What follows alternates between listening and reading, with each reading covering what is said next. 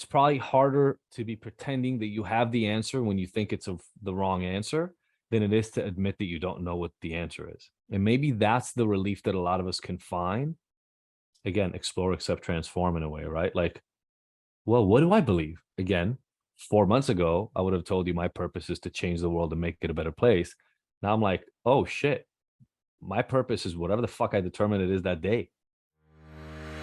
Happy Monday, everyone. It's Sophie. And a D. We're always looking for new ways to support you, and we know firsthand how life can get in the way.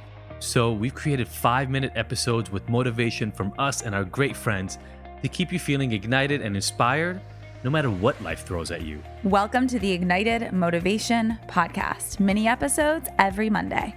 Listen while you brush your teeth. Or on your morning walk. And you'll never miss out on the latest tips and tricks that are keeping us feeling motivated. The answer is probably different for all of us, which is a really, really cool thing if you think about it, right? Because it's like 7.5 billion people on this planet. And, add whatever aliens you believe exist. There are a lot of people. And I do think humankind doing what we try to do is we try to find common ground and find rules that apply to all of us and try to create categories. And that's where religion probably turns, is because one person has a really, really great idea. And then a lot of people go, that idea seems good. Let's push that one. And then they push it. And if only the people who really believed in that idea went along, that'd be one thing and that'd be great, but that's not how it works. Right? Other people get pulled along, and that's where the trouble starts. Because one of the things that I hear, I think when you find an answer that gives you peace, so more than simplicity or easy, when we find an answer that resonates, it makes it easy for us. It makes it simple for us. It's just that the world suggests so many options for us.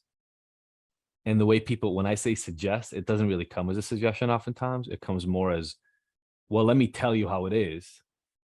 And you try it on for size. And if it fits, great. And that's probably when it becomes easy.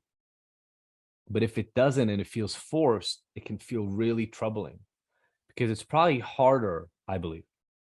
It's probably harder to be pretending that you have the answer when you think it's the wrong answer than it is to admit that you don't know what the answer is. And maybe that's the relief that a lot of us can find.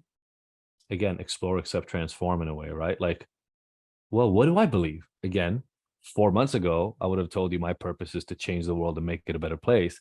Now I'm like, oh shit, my purpose is whatever the fuck I determine it is that day.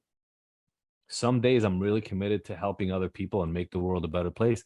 Some days I just want to hang out with my daughter in bed and just like play and tickle her.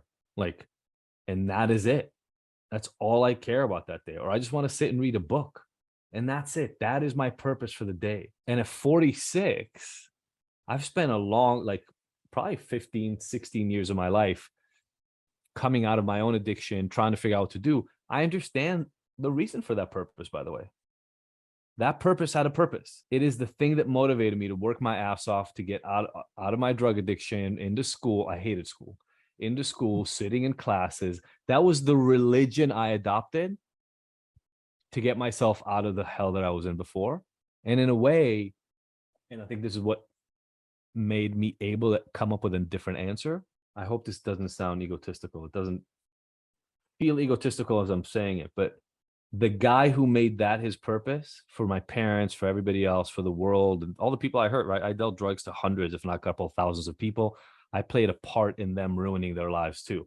They were happy about it. They gave me money. It wasn't like I wasn't fighting anybody on it, but that felt like shit when I got out of it. I was like, oh crap. Like I played a role in other people destroying their lives too. So me taking on that purpose allowed me to dedicate my life for the last however many years, right? Whatever it is, 2001, 20 years almost, to changing my world. The story I told myself is that it's because the real purpose of life is to make everybody else's life better.